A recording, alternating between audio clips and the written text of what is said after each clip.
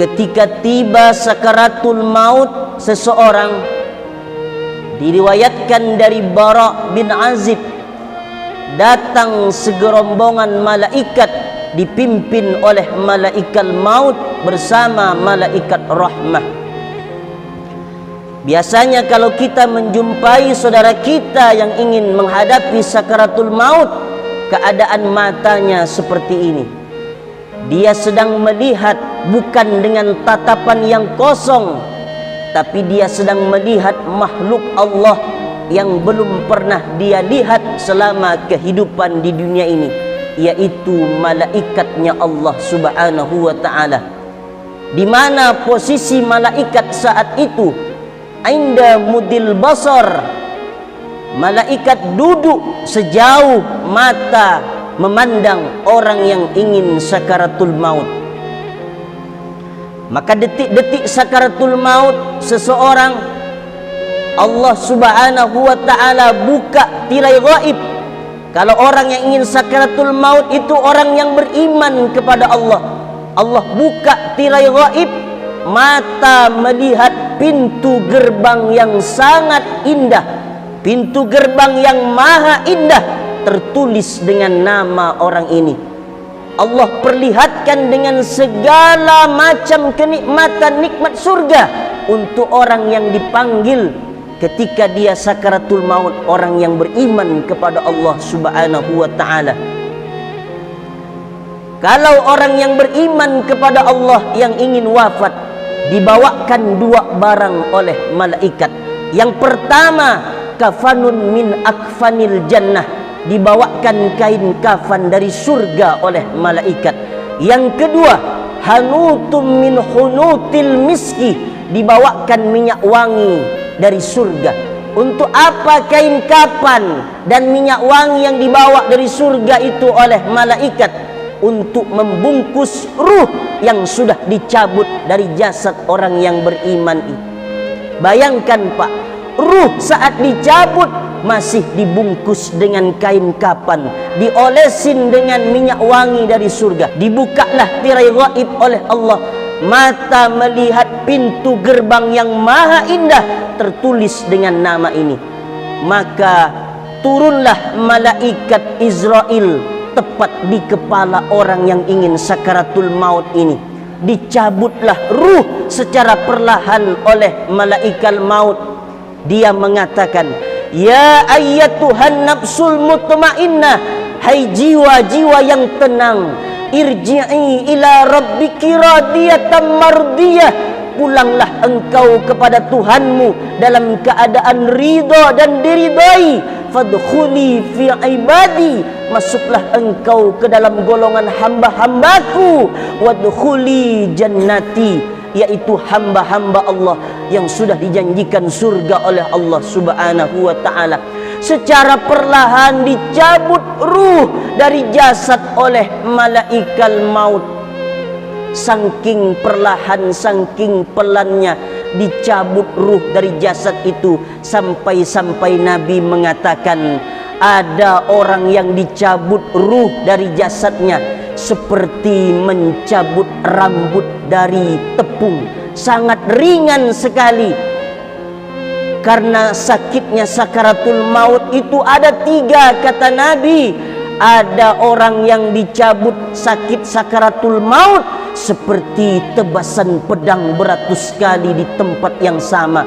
Ada ruh yang dicabut dari jasad seperti kulit kambing yang dikuliti hidup-hidup. Ada orang yang dicabut ruh dari jasad seperti mata kail pancing yang ditarik dari kulit yang basah. Tapi ada orang yang dicabut ruh dari jasad, kata Rasulullah sallallahu alaihi wasallam, seperti mencabut rambut dari adonan tepung, ringan, mudah betul. Sehingga saat ruh dicabut dari jasad, sangat ingin bernafsu, ingin memasuki pintu gerbang yang maha indah yang tertulis dengan nama orang ini. Beda dengan orang yang sakaratul mautnya orang yang tidak beriman kepada Allah, orang yang suka mencaci agama Allah, orang yang suka mencaci maki Al-Quran, orang yang menghinakan Islam, orang yang suka memfitnah, menggunjing, namimah. Berbeda sakaratul mautnya. Bagaimana sakaratul mautnya orang yang tidak beriman kepada Allah? Kata malaikat, ya ayyatuhan nafsul khabisah, wahai jiwa yang kotor, wahai jiwa yang keruh, ukhruj, keluar engkau, keluar wahai jiwa yang kotor, wahai ruh yang kotor. Sementara ruh tidak mau keluar dari jasad. Kenapa ruh tidak mau keluar dari jasad? Karena dia melihat pintu neraka yang tertulis dengan nama orang ini, pintu gerbang neraka yang tertulis dengan nama orang ini, sehingga ruh tidak mau keluar dari jasad. Dia mencengkram kepada jasad, mili demi mili, kisi demi kisi, tidak mau keluar dari jasad. Akhirnya yauma taral mujrimina fi sakaratil maut, ada orang yang sakaratul maut, dihantam wajahnya oleh malaikat maut, dipukul lambungnya, dipukul dadanya, dipukul perutnya, saking untuk mengeluarkan ruh dari jasad yang tidak mau keluar itu. Berbeda dengan orang yang mati husnul khatimah, yang mati bawa iman kepada Allah Subhanahu wa ta'ala, dibawakan kain kafan dari surganya Allah, kemudian diberikan minyak wangi yang dibawa dari surganya Allah Subhanahu wa ta'ala. Setelah ruh dicabut dari jasad oleh malaikat maut, diserahkan kepada malaikat rahmah. Ini ruhnya siapa? Hadzat thayyib, ini ruh yang sangat baik, ini ruh yang sangat wangi. Ini ruhnya siapa? Ini adalah ruhnya fulan bin fulan, ini adalah ruh fulan bin fulanah. Dibukakanlah pintu langit yang pertama, masuklah ruh bersama yang dibawa oleh malaikat, sampailah ke pintu langit yang ketiga. Sama juga pertanyaannya oleh malaikat, sampailah ke pintu langit yang ketujuh. Kemudian Allah berfirman, aiduhu ilal ardi, sesungguhnya aku menciptakan hambaku ini dari tanah, maka balikkanlah dia lagi ke tanah. Dibawalah turun oleh malaikat-malaikat ruh tadi untuk berjumpa dengan jasad yang sudah dimandikan oleh orang yang takziah, yang sudah dikafankan oleh orang yang takziah, yang sudah disolatkan oleh orang yang takziah. Kemudian diantarkanlah jasad ini ke tempat pengistirahatan yang terakhir, ditunggulah oleh ruh jasad ini. Setelah jasad itu ditanam, dikuburkan oleh orang yang takziah, kemudian masuklah ruh berjumpa dengan jasad yang sudah tidak lagi bersama ruh itu tadi.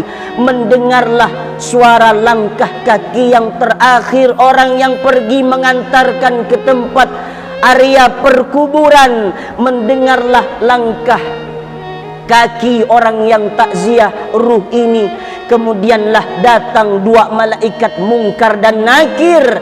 Dia bertanya, "Man rabbuka?" Siapa Tuhanmu? "Wa man nabiyuka?" Siapa nabimu? "Wa ma dinuka?" Apa agamamu? "Wa ma imamuka?" Apa imammu? "Wa ma kiblatuka?" Di mana kiblatmu? "Wa ma ikhwatuka?" Siapa saudaramu? Orang yang beriman ini diteguhkan oleh Allah Subhanahu wa ta'ala.